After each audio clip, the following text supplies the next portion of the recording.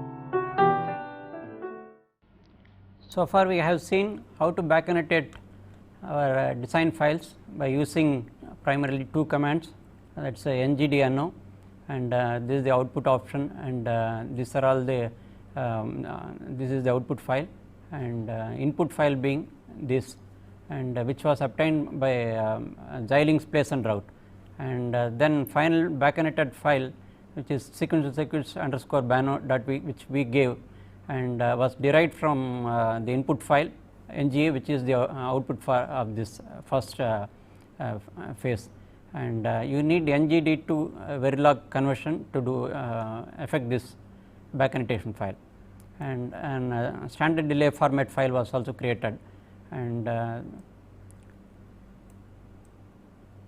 then we also saw that we need to replace some two statements by commenting out these two here as shown here. And now in the test bench we should make sure that this back annotation file is added in place of .vm file we had used earlier for the optimization, and that is I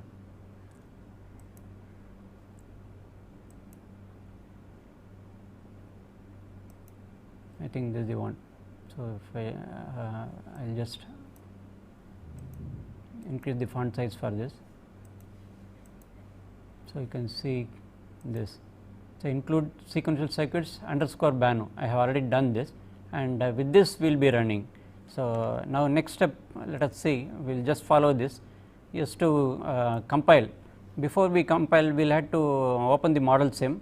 The primary goal is to back annotate and get a file, back annotated file, and this is very much akin to the source file, your design file, and the same file, this file will have to be taken into the model sim and simulated, and make sure that after back annotation the gate delays take effect.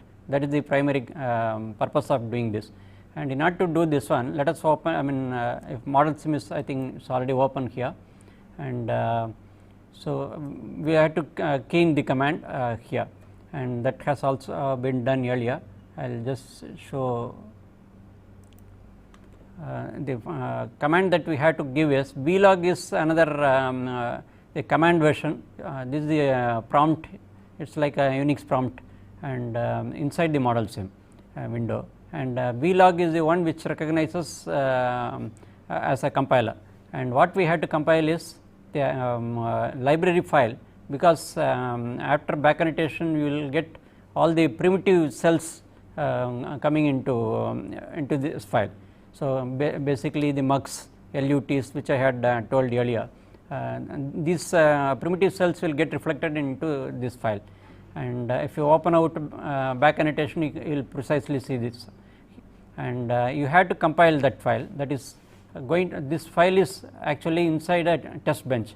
That is what we have already seen some time back, and wherein we saw that this is the one, this is the test bench actually, and in that we have added included back annotation file instead of .vm file, which we did for optimization earlier. And now in addition to this test file which contains the back annotation file, you have also to mention some library files required for recognizing the modules of the primitive cells, etc. They are all basically modules, and they will be recognized and are located in the Xilink path where it is the primary Xilink software is loaded, and that entire path will have to be given here, and include this library there. So, this includes all the primitive cells library. Along with that you have to compile, and of course your back annotation file. When you run this, it does the compilation, and after this we have to make sure that the 3 files mentioned in 7, that is previous step we had done here, that is here we had a .v back annotated file, then SDF file, and as well as your test bench which is edited for including back annotation file. So, these things 3 files are what is referred here, that is what is referred here, and check it by using, you can use a directory command to see, make sure that these files are present, otherwise you will get an error if one of the files is missing. And next step is we will see this step and then go to the model sim in order to do both. So, basically 2 commands that you have to execute in the model sim prompt, and next step is suppose a new directory is not created already, you may have to create a work directory there, that is what it says here, create a new work directory and load the work file using the command vsim. Vsim is the one command for the simulation, and it is actually for loading the design file, because we have compiled with the back annotated file, and that corresponding file will have to be loaded. That is what we say, whenever you have a compilation it should be followed by simulation, and that is what we do here, and naturally that is in work directory, and the name it has is precisely same as your top module, which is the test bench, which includes the back annotation file. So, we will do this together, and we can even finish the last step, and you can use as usual wave signals in order to see the waveform for further analysis, and since there is a difficulty in you viewing this on the TV monitor, we will as usual show it on paint, and note that the new waveforms reflect the actual gate delays being the result of the back annotation. So, this is what you have to bear in mind, and so now let us see the model sim window, that is here. So, those first is compilation, this has been already keyed in here, and this vlog minus y, all that what we have already seen, and sequential circuits underscore test.v. So, let us execute this, just give a return. So, it has done the compilation. During the compilation it say it reports compiling module x underscore buff, then IPAD, OPAD, invert, tri-state buffer, flip flops, OR gate, exclusive OR, MUX, and so on. So, this is as a result of including the entire Xilink's library as such here, and thereafter you had to have the test bench also compiled, and that is already done here, and prior to this it compiles the your design. Actually, this is a back annotated design, and this back annotation is not specifically mentioned because what we had declared as a module is actually sequential circuits in the design.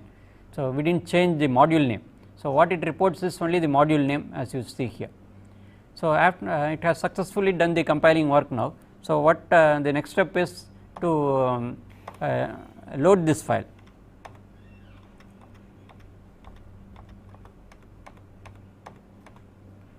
this is vsim work dot sequential circuits underscore test. This has loaded. Once again you can see that iPad, OPAD all are reported here. It is loading module by module. Each one is called work directory, and along with the extension, whether it is a test bench or the design or the library here. And one the next step is to see the waveform. So, which we can use view, then signals, and then when the signals window opens, then you use view wave, then the last option is signals in design. So, this is what you are already familiar, and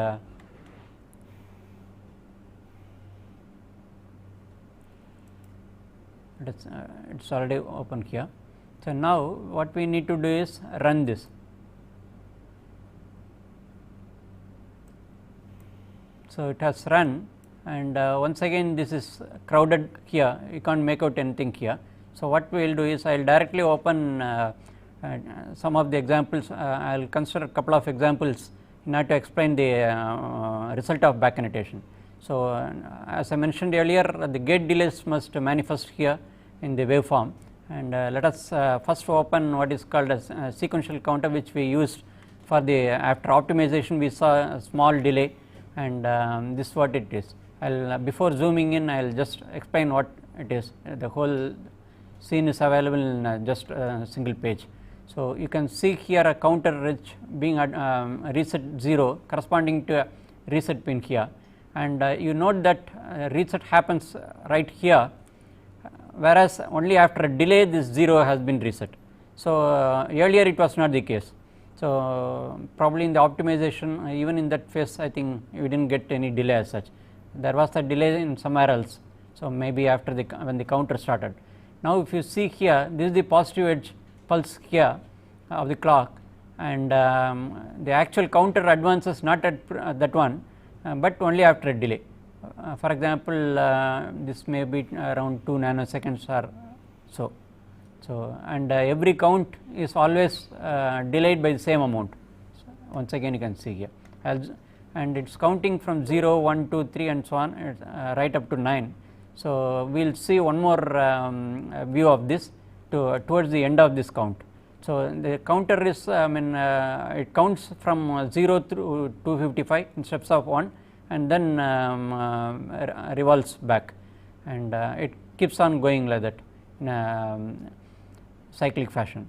And there are other signals which we need not really worry about, because we have already seen a couple of times earlier. So, these are all to advance the counter, then reset the counter using inputs here. I will first zoom so that you can clearly have a look.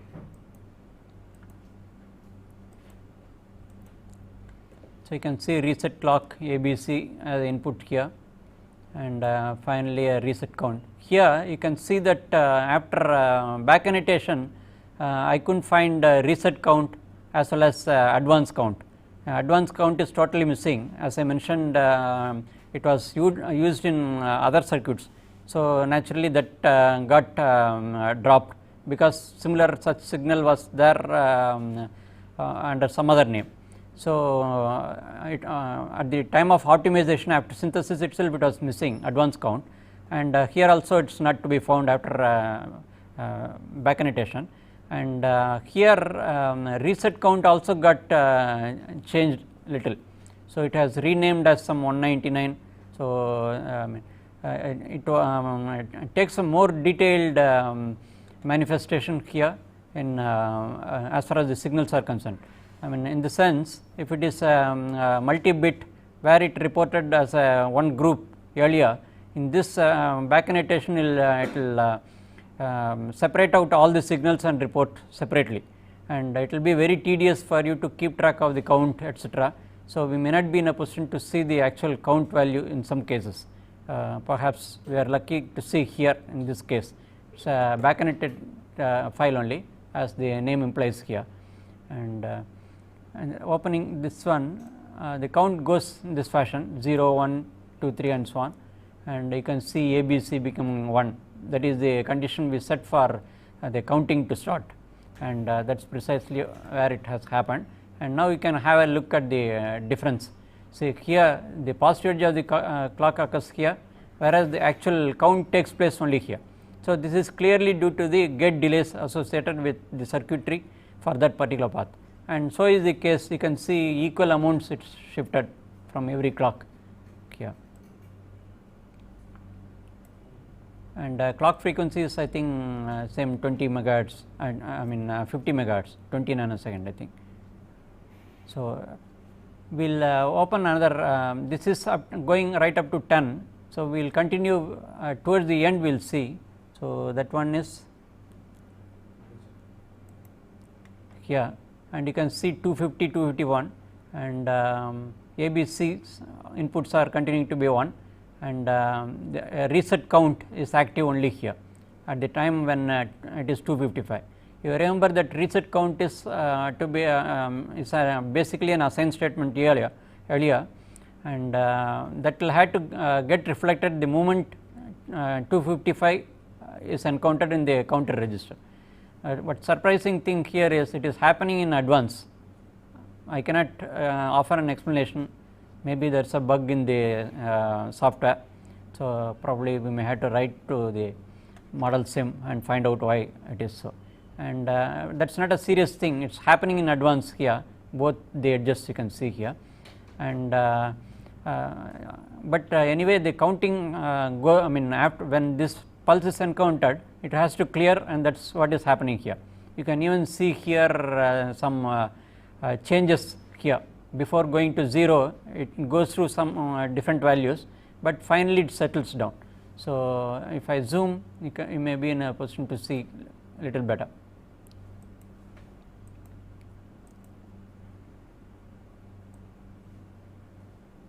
So, you can see 250, 251 etc. This is the counter edge here, and you can see that pulse here, and you can see this activity here, some ringing like thing. In fact, it is changing to 2-3 different values and finally only settling down at 0. That is not a handicap, because this 0 will be sensed only at the positive edge when it is stable. That is what the synchronous circuit is all about.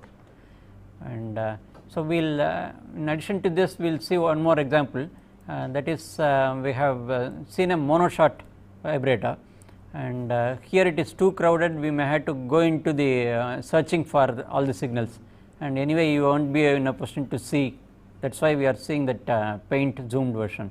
So, we will now see there are couple of waveforms for the monoshot.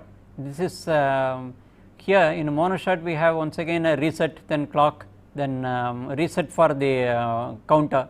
The counter is CNTD here, and as I mentioned earlier, some of the counters are totally separated out. If it is I think this is 16-bit counter, is it?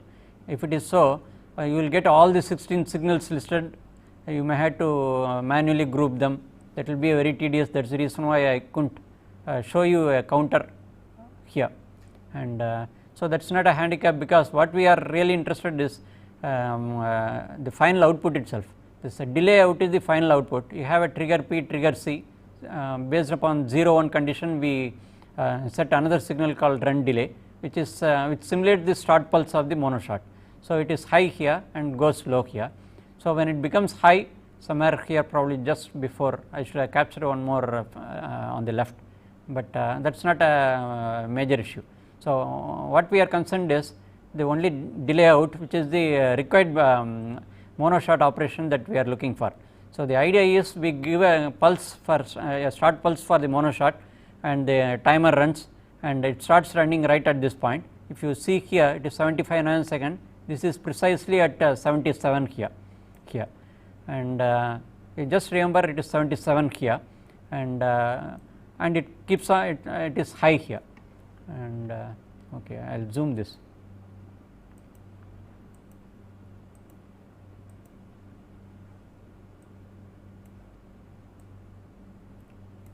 It is 77 here, this is a fourth point here. So, that means 2 nanosecond, 2 plus 75, 77 here, and towards the end, let us say this this is the delay out that we have, this is the desired output, and after the giving the trigger it goes high here, and naturally only after the second clock pulse it will start, all that we have already seen. So, we do not have to see that, and in addition to that gate delays also become operational because it is a back connected file, therefore, it is much longer it is taking, and only here it goes, in spite of the fact that clock is somewhere way off, somewhere here this is the clock, right. And we will go towards the end of this delay out, and that is there in the second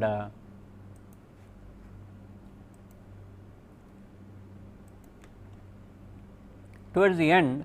I will zoom here, it is around 5180. We started with 77 nanosecond, you remember. So, the difference is 5180 minus 77. If you take 77 as 80, 5100, and 3 extra we had take. So, it has given a time delay of 5103 nanosecond. Now, as per our program, it was setting of 255, and we also saw that clock is 20 nanosecond. So, 255 into 20 is 5100. So, if it the timer had run precisely, it would have made 5100 exactly, but unfortunately we have some 3 nanoseconds extra here. So, that is the accuracy that you can have in this design, and this inaccuracy is created not by us or by our design, there is no design flaw as such, and the basic thing is the path delay has made all the difference. So, after all delay out is dependent upon to start with, when it is switched it may have one particular delay, it may have to go through set of gates, and when it is switched off it may have to go through another set of condition. So, that means another set of gates is coming into picture. So, between these two sets whatever is the propagation delay difference will manifest as the error. So, and that is what you have here 3 nanoseconds explained. Is it clear? So, this completes the back annotation. So, what we will do is next is we will go back to that Xilink's command summary, that is what we have seen using wave signals, we have seen the back annotated files, and so what we have done, I have forgotten 2 other aspects earlier, that is we have been handling constraints. I mentioned that we can take the constraints straight away from a file and open one .ucf file, and so we will have a little more insight into these constraints, because this is an important thing that we may have to handle quite frequently if you want to make better timing closures. That is, if you want to speed up operation, you may have to have all this you should know, otherwise you can't try to get a better speed of operation. So, I will just go through this.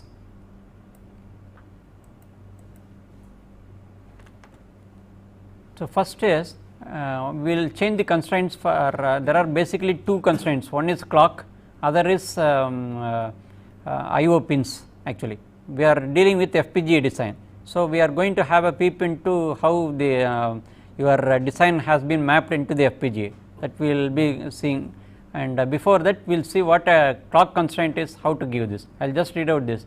To change constraints such as clock speed and pins, click on tools constraints editor. This is naturally in Xilink's place and route we have to do this, and a window opens, click on global to view clock, and for change of clock from 100 megahertz to 50 megahertz. So, we have programmed it earlier for 100 megahertz. So, naturally half time is 5 nanosecond, 10 nanosecond will be the time period. So, half time is 5 nanosecond.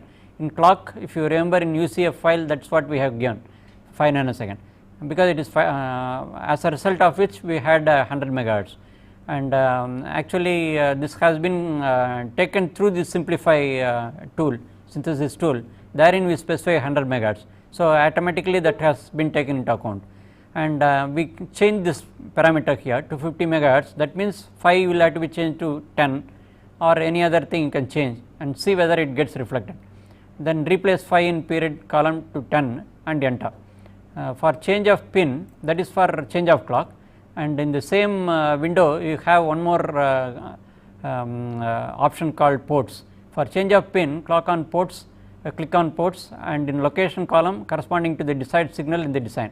I mean all the signals in your design will also be listed, and identify the design particular signal that you want, and then click on that the location, and double click on the selected location column. Another window opens. Enter the new pin assignment followed by OK. Save the constraints file. You may view the .ucf file to see the new changes take effect. After this, .ucf file would have been rewritten with the new constraints that you had taken. And after that, we have one more what is called floor plan. You can actually see where your circuit is residing. So, you can have in terms of the primitive cells we have seen earlier, that also we have a look, and before that let us have a look at the constraints first. So, we have this is the constraints window, and before opening this I will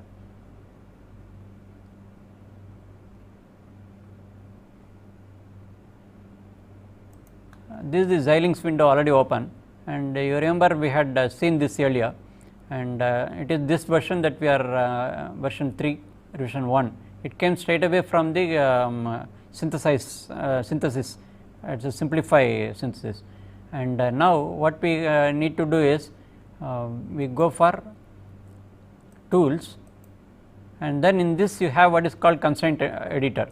So, when you click on that, it opens here, and if you click on this, you have ports here, and you have another thing called global here, and it is here you have to mention what it is listing is the actual clock here, and this is 15 nanosecond high it says, and I had changed in between, that is why it was like that. Now I will change back to, and actually this 15 nanosecond is reported here, and if I change I will remove that 1, and it is 5 here, just enter, that is what we have written there on that command summary, and immediately this 5 nanoseconds has taken effect here, 5 nanoseconds here, and so next thing is that is how you change the frequency. You do not have to worry about any other thing, nanosecond high 50%, it is a 50% duty cycle, it goes from 0 to high, and that is what the clock is for, and clock is listed here, and all other files also, I mean signals will also be listed, provided you get from that UCF file once again, which is not done here, right. And now I will show another UCF file after with all those pins we have mapped earlier, that is somewhere here. You can see the final UCF file will look like this, and you have the place and route itself has mapped it onto a particular pin, all your signals, design signals, and clock is here, and then clock period we have seen is 5 nanoseconds here, and you can even edit a file, UCF file, you can create your own file, and on similar lines, and you can straight away run it right at the beginning. You could have given that .ucf file at that point of time, then it would have taken all the pins etc. With your mapping, your choice will get affected. So, otherwise you can come from this constraints what we have just now seen, and from there also you can change the pins as we have already seen, and I think we did not see the pins here change, and that was constraints global ports, sorry. So, in ports here there is a pin here, say for example this signal let us say clock or B here. So, I can key in straight away there, or I can just double click here, another window opens, you can just key in there. I say this 239 here and say OK, that gets reflected here. So, whatever is entered here also appears here in the list. So, when now next step is to save this here. If you save, it will go into UCF file. The warning that it is giving is after you have mind you have made a major change here, which is totally different from what it was earlier. All pin configuration, your then clock, everything you must have changed. So, all this will have to take effect totally. So, in order to do this, you have to go back to prior to back annotation, straight away to the implementation, place and route, Xilink's place and route implementation. Start from the implementation, then do the back annotation once again, and then make sure the functionality is okay with the pins, and that is how you have to go. So, that is a time consuming thing, and it is precisely the same that we have already followed. Therefore, that particular aspect will not be shown, and it is enough if just see a UCF file. With that, I think you will be in a position to remap your IOs and as well as the clock.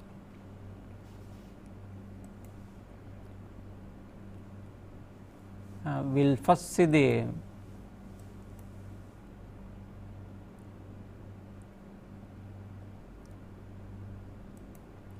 this UCF file we have already seen here. So, pin 52 for data out to signal and so on it goes. This has been created automatically during place and route, and as I mentioned earlier, during place and route you can see the report browser and get various reports such as pad report or log report. All pad report will contain precisely this, and here also you can have a look. And so, next what we will do is I will go back to this command here, and what we have here is floor planner.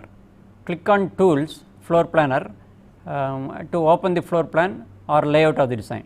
So, this is the design which you can see as a layout, and use help to change the placement, and this is involved. We will not go into depths of this, and because it is quite involved, and right at the beginning stage you do not really require, only towards the end of the project you actually require, and help will take you step by step for that. So, we will see only very essential things of the floor planner, how it looks, without going into too much details. And one important note is, if you change any of the constraints of the floor plan, you will have to run the place and route as well as the back annotation again. That is what I mentioned here. So, you have to run the place and route once again, implementation onwards, then go to back annotation, and only then your new constraints such as pin or clock will take effect. And we will now see the, so what it says here is, you have under tools you have a floor planner here, just click on this. Another window opens called Xilink's floor planner,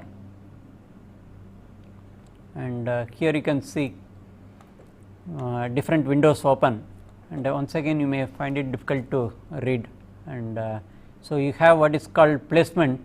So, actually these are all the pins of the FPGA, and your design has been mapped. This is only sequential circuit. You see wherever there is a patch of light here, only those things are your actual circuits here, here and so on. So, in this particular thing, I think it is a 100,000 gate count device we have selected, of which your design is almost a negligible area it occupies. And another point is, there is one more here, and this is what is called editable floor plan, and in this you can zoom if you want here by using this plus. You can zoom further and further. Let us zoom further and see whether we can read something. You can see actual pins here, P220 and so on, 217 and so on. So, these are all the pins here, and one more thing is, you suppose you click on this symbol, a gate symbol here. So, what we have here is,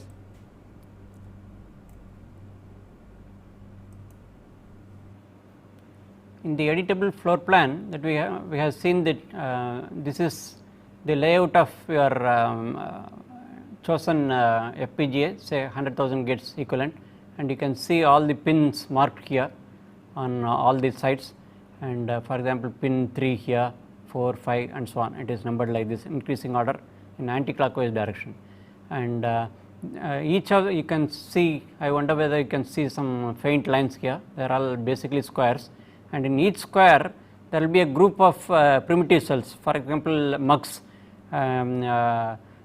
LUTs and all the primitive cells which we have already seen, and that will be there.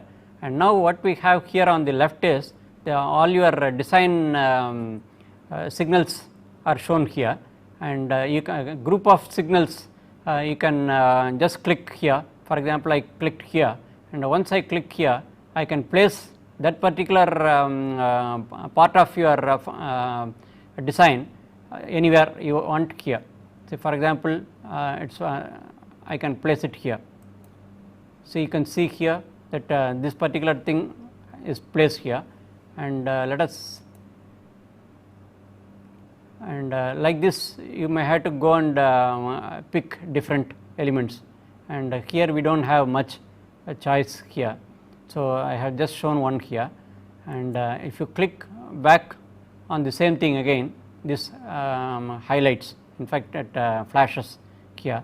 If you want, you can remove, suppose you made a mistake, you can remove that and then place it here once again like this.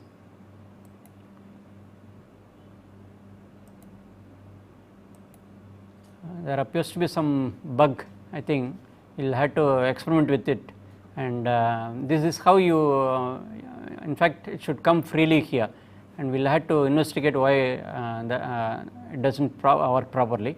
Anyway, you experiment, I will leave it as an exercise to you, and the main emphasis here is suppose you are not happy with the frequency of operation that you have already achieved, and in spite of synthesis, and you can have extra mileage here by placing this your different parts of the design at any other strategic point, probably very close to the pins, and you can also renumber the pins, and all this will be an added advantage by redoing the floor plan.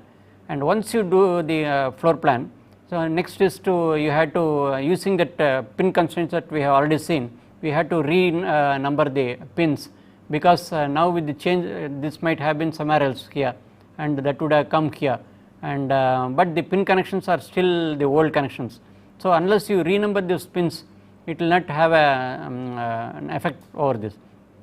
So, the step is to locate all this physically, and there may be in a big design there will be a very large number, that will be a tedious thing, and there are if you look into the help, so it will list on different topics, and you can find out how they can be handled for a particular there is an index here, you can go for various, or that is all online documentation as well, and you can use one of the index here and find out so how to place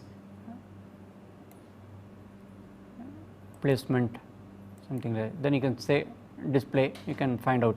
So, you can it has help facility for the placing as placement as well. So, you go through that, you will get it, and there might be bugs which you may have to get in touch with Xilink to set it right. And in this fashion you can reorder this placement, and then redo the pins by changing the constraints file, and then once again run starting from the Xilink's implementation, place and route onwards, then go on to the back annotation, and that would complete the entire cycle. After you do all this, you are likely to get extra speeding up of a system. That is the primary goal here in changing the pin constraints, and also changing the floor plan. And another advantage is, as I mentioned earlier, there are two teams working on hardware as well as software. One team will be freezing on the hardware design right at the inception, along with your Verilog coding in parallel and concurrently. So, that would be possible in this FPGA platform, because you can always come to the fag end of this, that what we are now in, and change all the pin to suit their hardware engineers design. To suit that particular pin assignments, you can redo this pin constraints, you can change, and this would complete all the tools we have seen so far. Model sim for simulation, and then followed by synthesis for using simplified tool, and then followed by place and route using Xilink's, and also to back annotate, and finally the backconnected file we took into the model sim, simulated once again and made sure that the whole thing is intact, and we have also seen how to change the pin constraints, clock constraints, and this completes in a sense all the tools, and we will consider other applications shortly. The application we are going to deal with is PCI arbitration. So, what PCI is, this is called expansion for this is peripheral component interconnect. So, this is a high speed bus, data bus, and if you open your Pentium, you will see some 3 slots available on PCI bus, and this is a typical scenario that we can conceive of in the application that is given here, and the purpose of doing this one is not to go into the details of the actual applications as such, but only to deal with explanation of an ASM chart and how to use an ASM chart in your design, and then to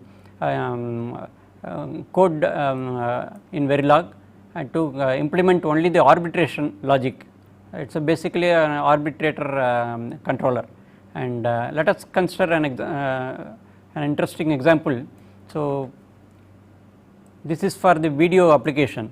So, right now what we have is a camera here, and that is basically a video coming in PAL, or it can be NTSC sequence, and this is hardware to grab this video.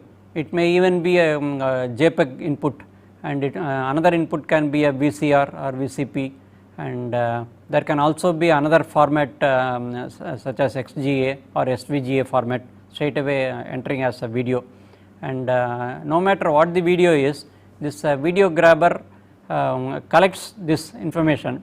This is going to come in a continuous stream, and this may be even an analog signal which will be converted as a digital signal and finally input here, and what we are dealing with is are the basically in the digital realms, and this is the video in for this.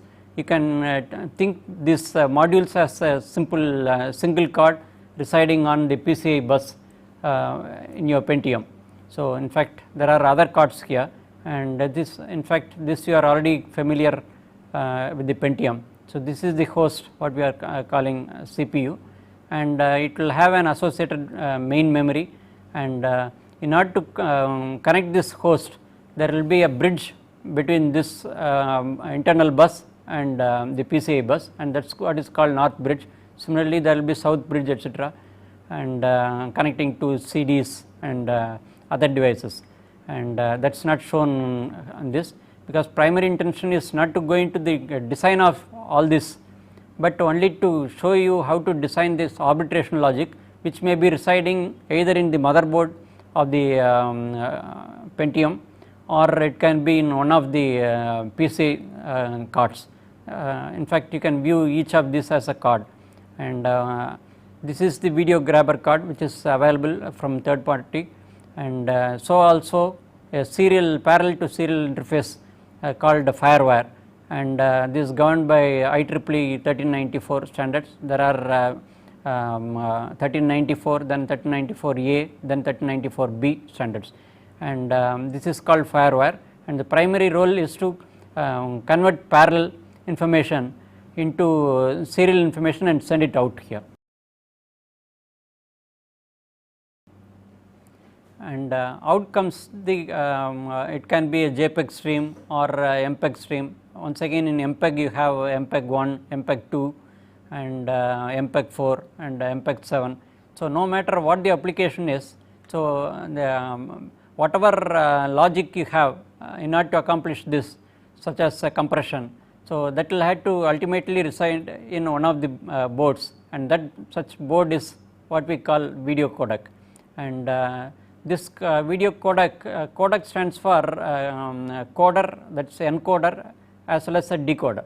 So, it has actually basically two sets of circuitries, and this will be finally residing in FPGA or ASIC, and this is the one which you are concerned about as a designer. Suppose you want to do MPEG 1 or MPEG 2, let us say we do the hardware core, write Verilog source code and go through all the exercises we have already covered, right up to back annotation of Xilinx and use the Xilinx, and finally program a device which will ultimately program the FPGA which is residing in this card. And if it is ASIC design instead of FPGA, naturally you need to house that ASIC which you have designed, and ultimately the actual IC will have to be populated on a board here. And this board also has, like other boards, some first in first out memory here, and if it is video grabber, perhaps you need 1 or 2 frame storage, and it should be available in this first in first out. So whatever image that comes in is basically a raw data, and raw data is already, it's a very huge data, and hence the need for compression, and that compression can be affected only by the hardware, and for which you will have to write the source code. And after writing all that and going through all the exercises that we have already seen before, and you can finally have a bit stream. That bit stream can be downloaded onto the FPGA on the card. We call it video codec, and the primary role is to process in accordance with MPEG, be it 1 or 2 or whatever, or even a JPEG. It can be for still pictures, you can use that. So here what we are going to do is, we see that these are all independent processors by itself, just like your CPU. In fact, all these things will be as complex as a CPU thing, and they are therefore referred to as masters.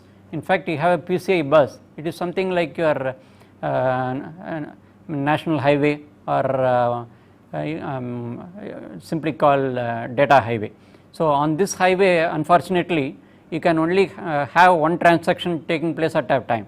So for example, if someone, all these things, cards are basically masters, and you have 4 masters here, and of all these masters, and all of them would like to grab the bus. So you will have to have some arbitration done among this, and in a controlled manner only allow each of these devices to access the bus, because there are common resources such as AGP and finally a monitor. The monitor that you see right here is basically on, if it is on AGP card installed in the computer, then it is through this, that is what is being communicated. Host communicates with the monitor in this fashion, and it is all basically through the PCI bus, and of course there is a bridge here which is nothing but an extension of the PCI bus here. And as far as the video application is concerned, how it works is, first you will get your input image here.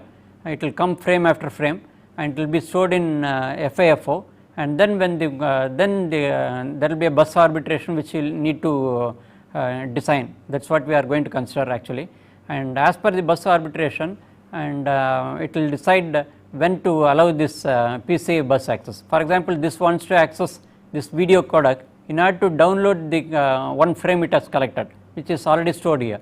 So when it gets the chance, and first it will make a request to the PCI arbitrator, which we will see in the next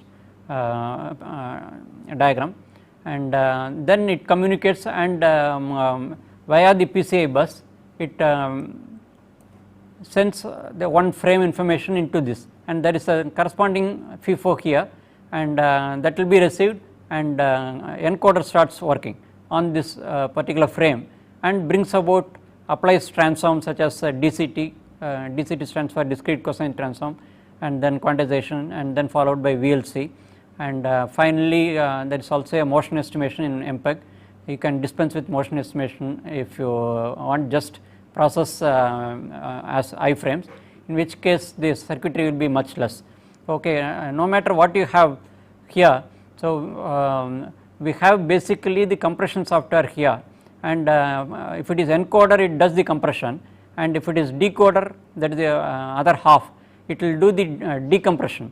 And for decompression, once again you have to get from outside world. For example, let us say we have a computer here, and we want to connect it to another computer which has precisely all these cards, and there also there may be a parallel to serial interface card which is called the firewire, and this can operate at a quite very high speed up to 3.2 Gbps. It's a very huge thing, and in fact you can network here, you can basically connect 63 nodes here, serial connection, whereas in order to communicate with just one another computer, what all you need is just 2 channels here, one channel to go out for the other computer to receive, and whatever similar information the other computer sends, it will receive through another channel. Just with 2 channels we can use it for communicating between 2, and if you have multiple such computers, you can network them, and in which case this same firewire, the very same hardware will cater to 63 basic serial interfaces,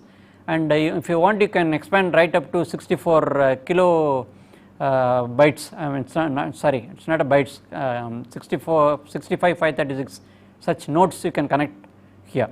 That means to say you can network a number of computers, and you can map the whole thing for video conferencing and a video phone, and apart from receiving motion picture, and that is precisely the application is for. And what CPU does is, in order to configure it from one standard to another, for example JPEG to MPEG, MPEG 1 to MPEG 2 and so on, because all this you can have right on the same computer that we are working on, say the Pentium based computer. So from that for that you need the CPU and associated main memory, and what all you have here, if you want to display it you need a monitor, because any picture that you receive from the serial face from the other computer, so you will have to go through this here and do the inverse of compression. So this is the compressed stream that you will be getting here, that is pumped into this, and decoder will do the inverse operation and get the image which is called reconstructed image, which is precisely the same as the original image the other computer has sent. Same is the case with this here. So you can have a bilateral traffic here.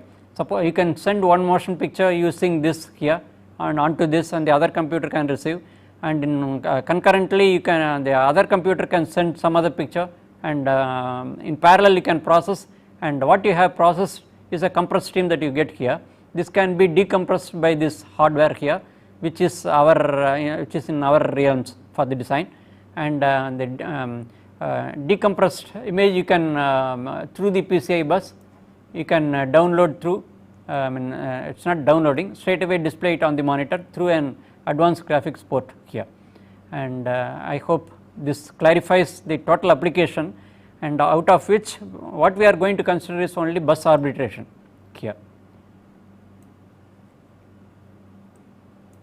So this is abbreviated video grabber, video compressor, codec, then firewire, CPU. There are 4 masters basically, and they have 4 request signals given to the PCI arbiter, which is your current design, which we are going to see, and this it will depending upon the priority, naturally it calls for the highest priority because this is the video image coming here, and video sequence cannot be missed, not even a single sequence frame can be missed. So you had to give top priority to this. Then next high priority will have to be given to VC, that is a codec here, because it brings about compression as well as decompression, and it's all time consuming affair. So and after that compressed image will be sent over this, and this will naturally have a lower priority, and the lowest priority is for the host here, and the bus grant is once again issued by the PCI arbiter as grant here. There are 4 requests and corresponding 4 bus grant here.